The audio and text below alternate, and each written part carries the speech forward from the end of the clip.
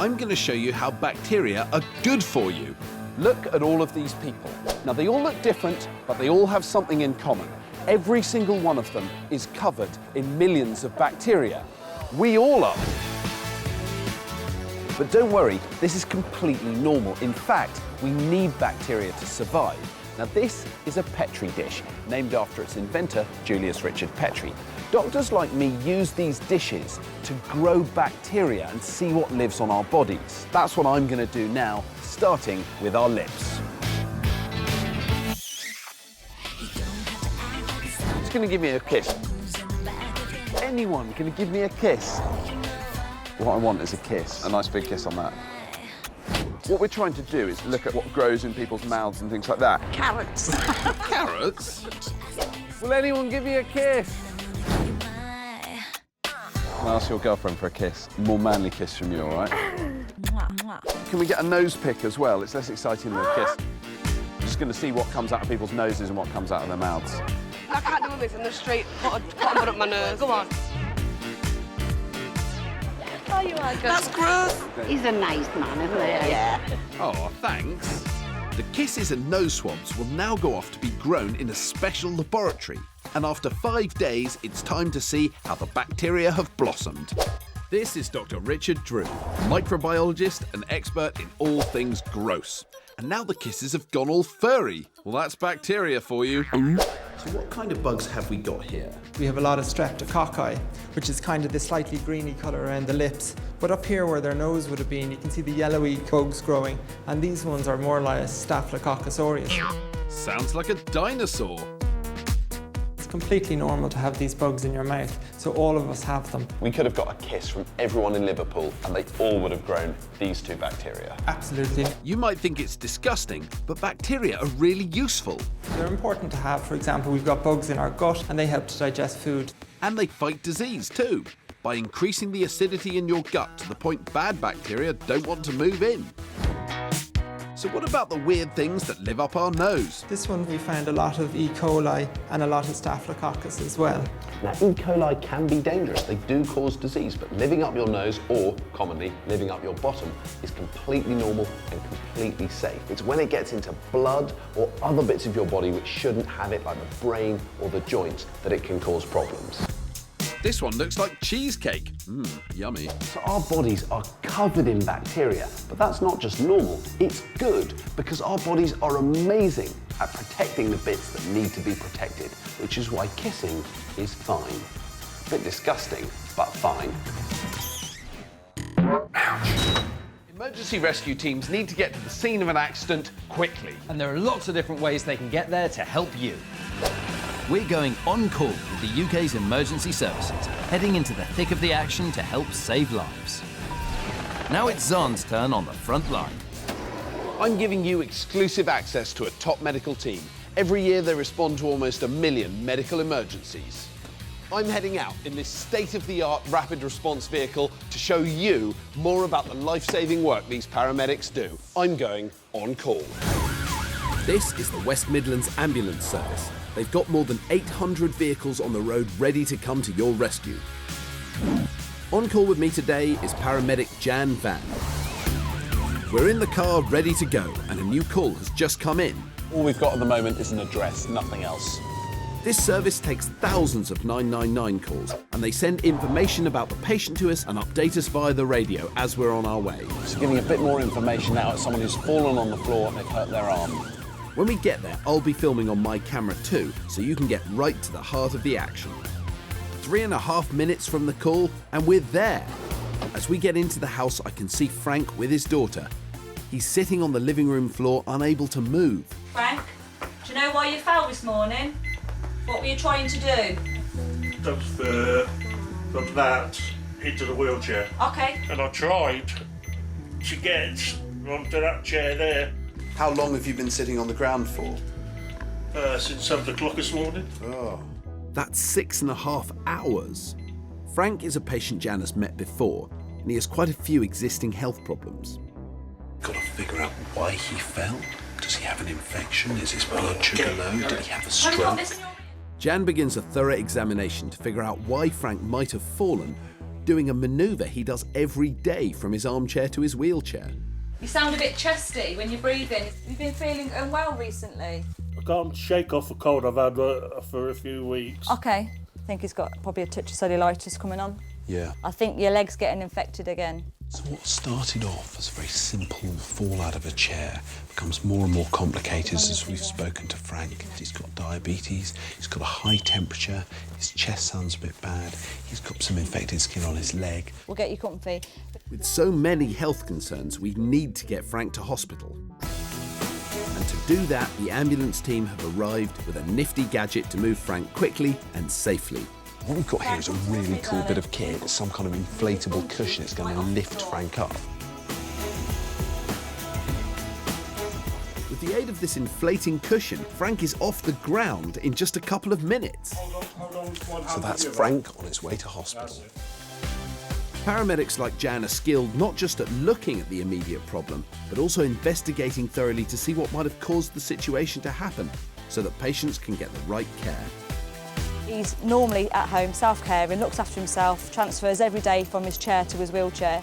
But today, because of his temperature, he hasn't got the strength or the energy to do that by himself. That's why he's fallen. Because we were there within 3.5 minutes of the 999 call, now Frank can get the treatment he needs in hospital. With rapid response teams like this on standby all over the UK, it means that expert care can be with you within minutes of an impact.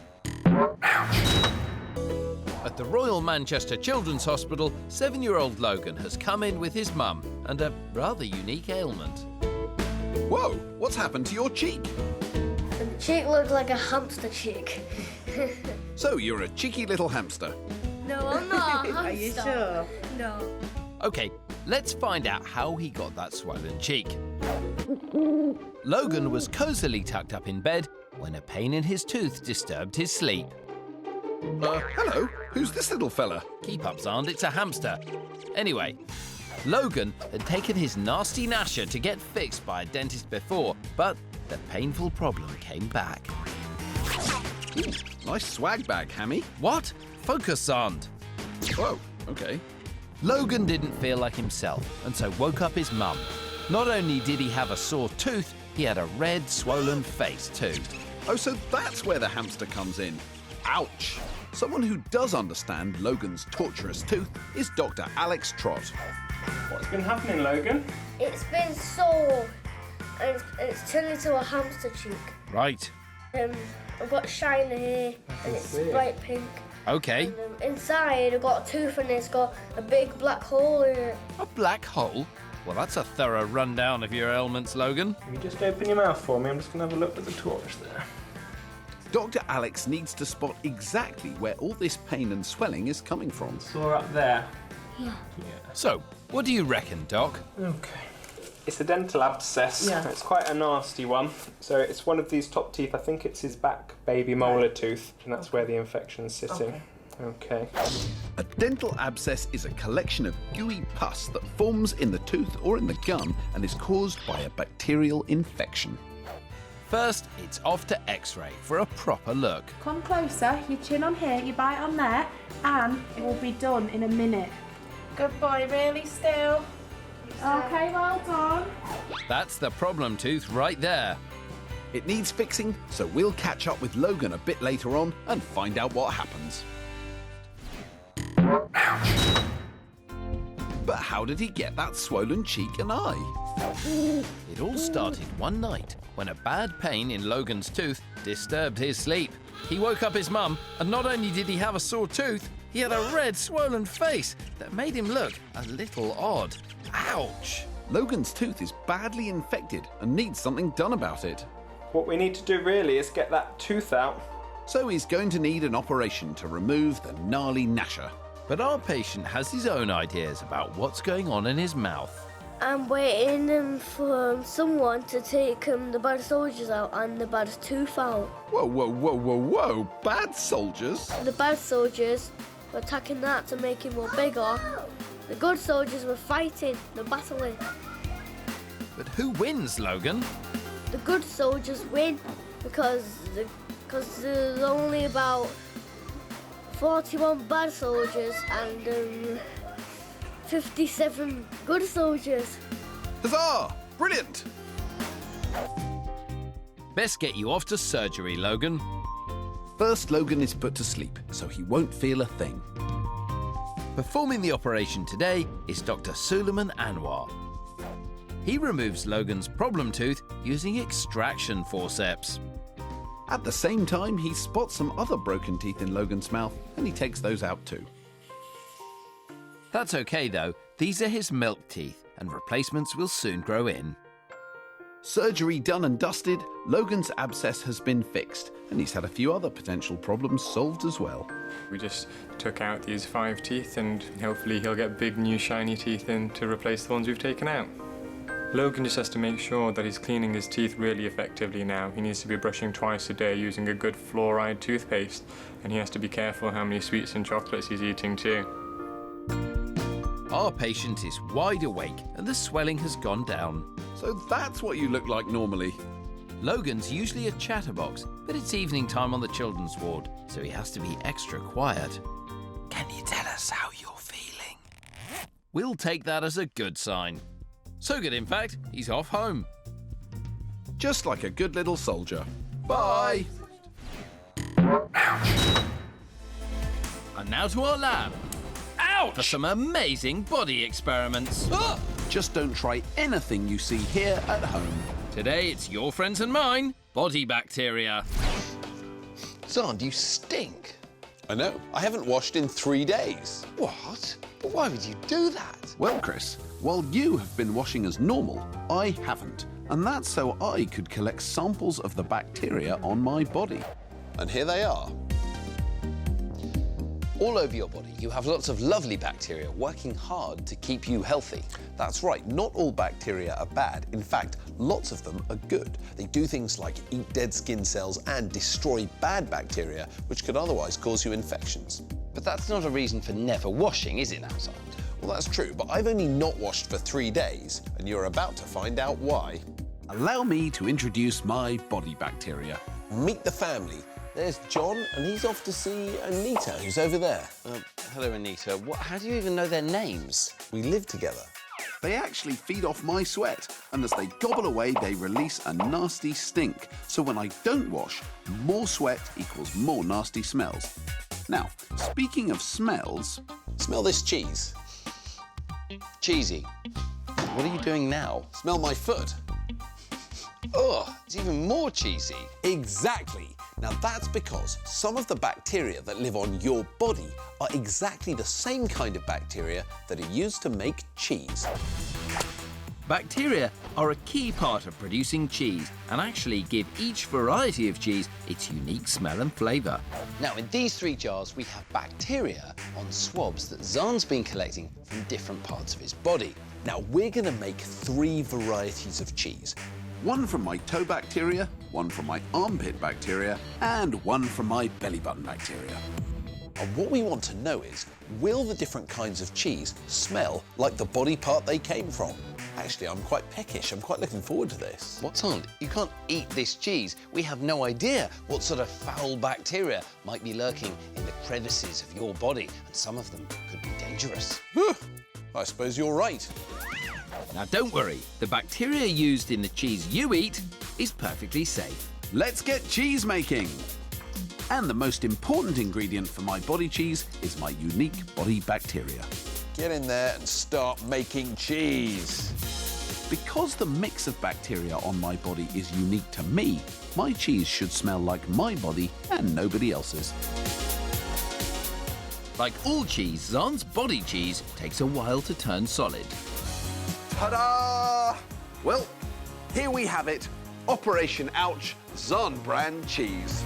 Let's see if Chris can guess which part of my body each cheese came from. Now, I'm going to let you in on which one's which, though. Are you ready?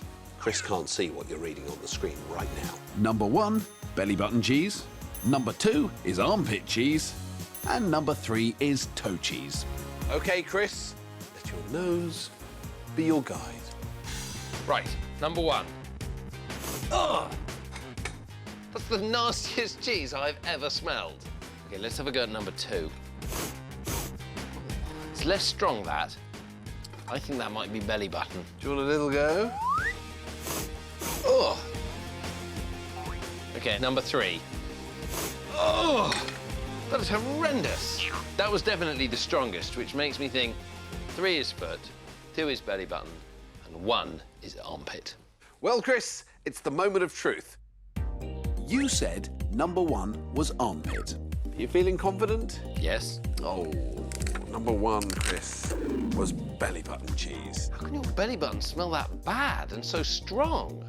You said number 2 was belly button.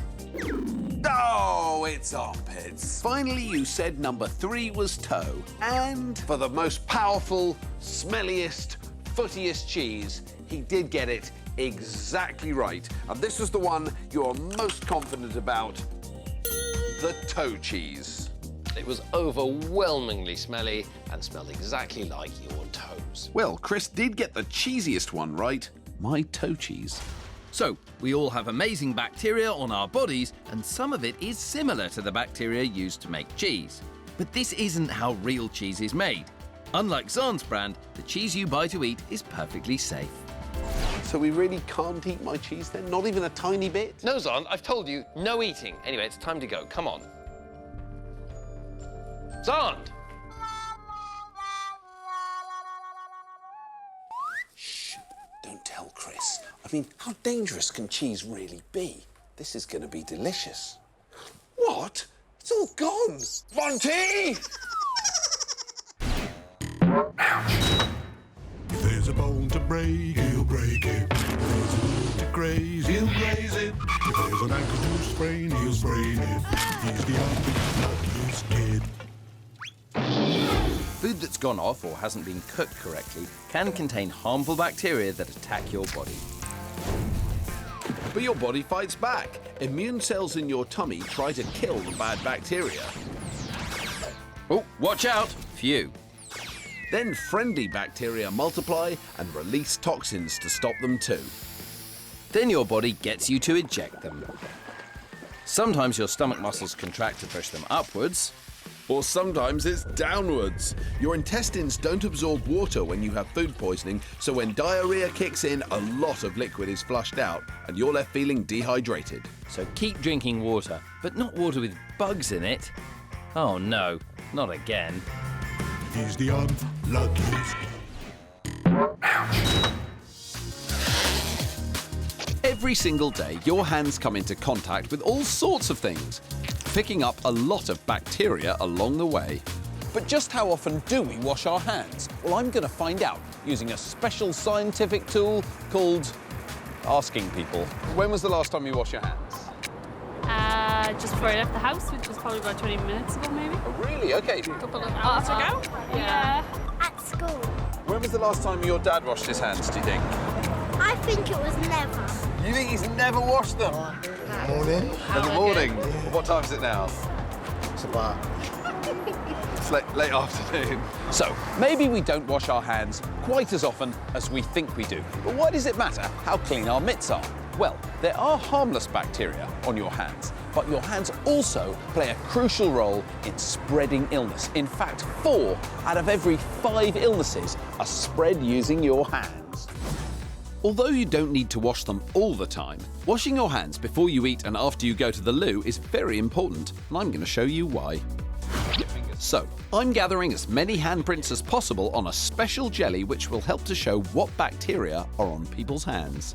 That's brilliant. Next, I want to take a second handprint after their hands have been washed in water to see if there's a change in the amount of bacteria. Finally, I want to see the difference soap makes. So I'm getting my volunteers to wash their hands with soap and water. Okay, so you do the backs of your hands. Oh, you get your in between your fingers. This is an absolute masterclass in hand washing. What about a nice clean high five? Now our samples head off to the lab where they are put in an incubator set at exactly 37 degrees, which is the same temperature as your body. They will happily grow in this perfect bacteria breeding environment for 48 hours. Keeping an eye on our batch is virologist Rhiannon Lowe. So Rhiannon, what have we got here? Okay, these are the plates that haven't been washed. So we've got normal skin flora that we've been growing up. So we've got lots of Staphylococcus species, we've got Streptococcus species. And that's kind of exactly what you would expect from a regular hand. This is normal hand flora. You can see the 4 fingers and you can see the thumb. Check out these furry fellas. Like to smell? Ooh, Yeah. that is a strong smell. So these are bacteria that you might find on your hands after not washing your hands after going to the toilet. Okay. So they will be fecal bacteria. Yep, that means poo, and these bacteria can cause food poisoning. So can we have a look at the next lot then? Yeah. A lot of people don't wash their thumb very well at all, so your thumb tends to have a lot more bacteria on them. What, people just stick their Yeah, just wash it fingers like that, under and the tap, literally but the their thumbs are sticking out like that. So there's still definite handprints here. It's clear that water alone doesn't do much. What about number 3 then? Number 3, let's take a look. Squeaky clean. Well, almost. It's just a few sporadic colonies. It just goes to show that using soap when you wash your hands is so much better. There are bacteria on your skin that are actually doing you good. So there's no need to keep your hands squeaky clean all the time. But washing your hands with soap and water, especially before you eat, is a great way of protecting you from getting sick. And remember, when you wash your hands, do it thoroughly. A good 20 seconds of washing with soap and warm water will keep your mitts clean, and don't forget your thumbs.